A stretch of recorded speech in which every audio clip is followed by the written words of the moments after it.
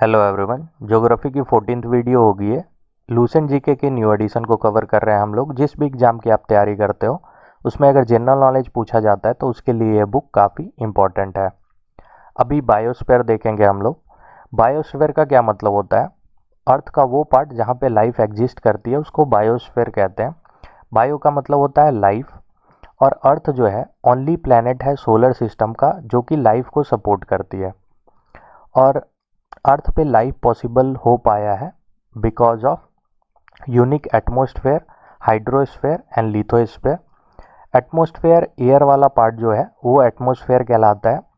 सारी water bodies जो है वो हाइड्रोस्फेयर कहलाती है, और लैंड वाला पार्ट जो है वो लिथोस्फेयर कहलाता है। तो अभी लिथोस्फेयर हाइड्रोस्फेयर हम लोग देखेंगे, एटमॉस्फेयर जो है वो आगे की वीडियो में देख लेंगे। तो देखते हैं लिथोस्फेयर। लिथोस्फेयर जो है upper most layer of earth crust जो कि लाइफ को सपोर्ट करती है, उसको लिथोस्फेयर कहते हैं। अर्थ का स्ट्रक्चर अगर आप देखते हो तो उसमें आप देखोगे कि अर्थ को अगर कट किया जाए तो उसमें बहुत सारे लेयर आपको देखने को मिलेंगे। वो सारे लेयर जो है उनको तीन पार्ट में डिवाइड किया गया है: कोर, मेंटल एंड क्रस्ट। तो कोर जो है ये यहाँ से लेकर के ये जो देख रहे हो ये कोर वाला पार्ट है जो कि सेंटर पे सॉलिड होता है, और ये अपर वाला कोर जो देखोगे जिसको आउटर कोर बोलते हैं वो लिक्विड फॉर्म में होता है, और सॉलिड वाले जो फॉर्म में होता है कोर उसको इनर कोर बोलते हैं।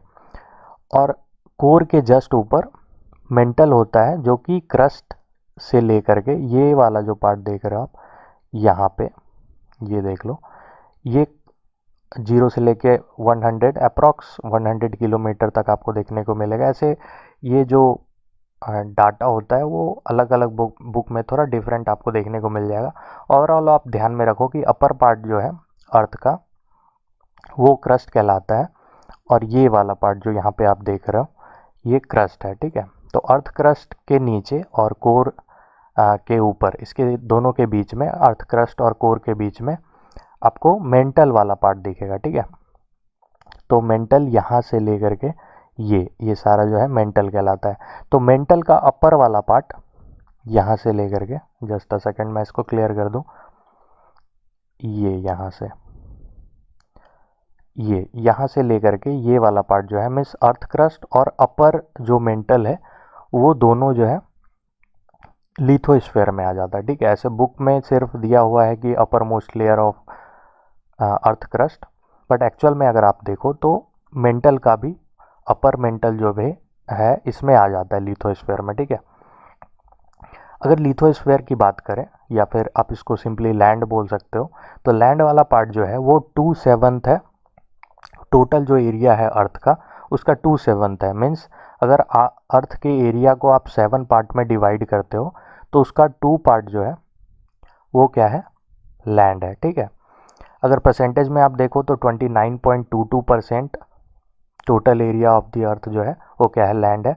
और स्क्वायर किलोमीटर में अगर आप देखना चाहो तो 14,90,41,182 स्क्वायर किलोमीटर है, ठीक है।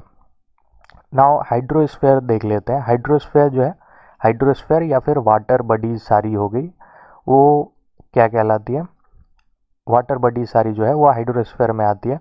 और हाइड्रोस्फीयर की अगर बात करें तो वो 5/7 है total surface area of the earth का, ठीक है। तो अर्थ के सरफेस एरिया को अगर आप डिवाइड करो 7 पार्ट में तो उसमें से 5 पार्ट जो है वो क्या है, वाटर है, ठीक है। तो हाइड्रोस्फीयर ज़्यादा है इन कंपेरिजन टू लिथोस्फीयर। और अगर परसेंटेज में अगर आप देखो तो 70.78% जो है वो क्या है, टोटल सरफेस एरिया का इतना परसेंट क्या है, वाटर है, ठीक है। आप अगर स्क्वायर किलोमीटर में देखना चाहो तो 36,10,59,226 स्क्वायर किलोमीटर। ऐसे स्क्वायर किलोमीटर में पूछते नहीं है मोस्टली, आपको या तो ये वाला जो पार्ट है 5/7 करके पूछ लिया जाए या फिर परसेंटेज में पूछा जाए, ठीक है। तो ये ध्यान में आप रख सकते हो, स्क्वायर किलोमीटर में ध्यान में रखने की कोई ज़रूरत नहीं है। वाटर की अगर बात करें तो फ्रीली तीनों फॉर्म में अवेलेबल है, मीन्स तीनों स्टेट में, गैसियस, लिक्विड, सॉलिड।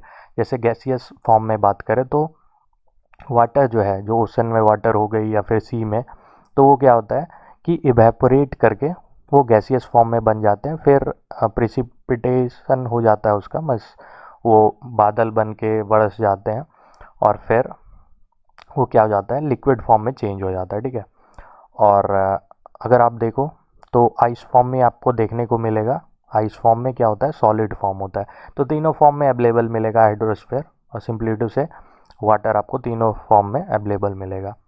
वाटर का क्या क्या इंपॉर्टेंस है और हाइड्रोस्फीयर का क्या क्या इंपॉर्टेंस है, जैसे वाटर जो है वो नेसेसरी है कुछ केमिकल रिएक्शंस जो होते हैं लिविंग ऑर्गेनिज्म के बॉडी के अंदर, उसमें वाटर जो है इम्पॉर्टेंट रोल निभाता है और नेसेसरी होता है।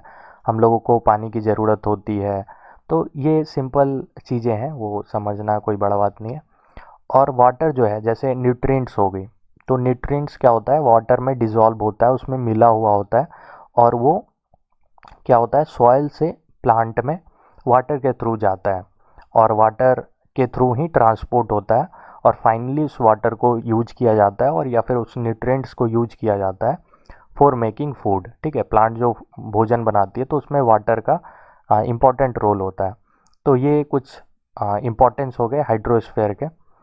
So this was for today, छोटा सा वीडियो था ऐसे, आगे एटमॉस्फेयर देखेंगे, बट उससे पहले लैटिट्यूड और लॉन्गिट्यूड देखनी है हम लोगों को। आपको कैसा लगा आप कमेंट करके बता सकते हो, और अपना ध्यान रखिए। बाय।